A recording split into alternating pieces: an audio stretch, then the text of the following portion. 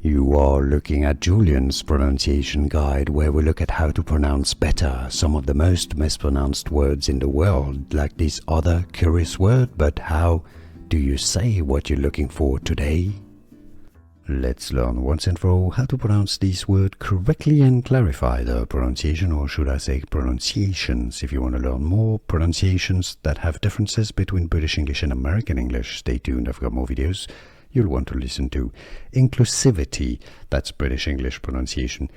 It comes from inclusive, inclusivity, alright, a S sound, not inclusivity. Inclusivity. American English pronunciation is with a flap T, a T that sounds like a D.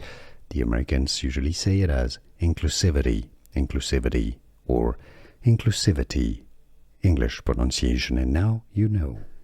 Here are more videos on how to pronounce more confusing words and names too many mispronounced. Like this video if you found it useful. I appreciate your support. I'll see you soon, and thanks for watching.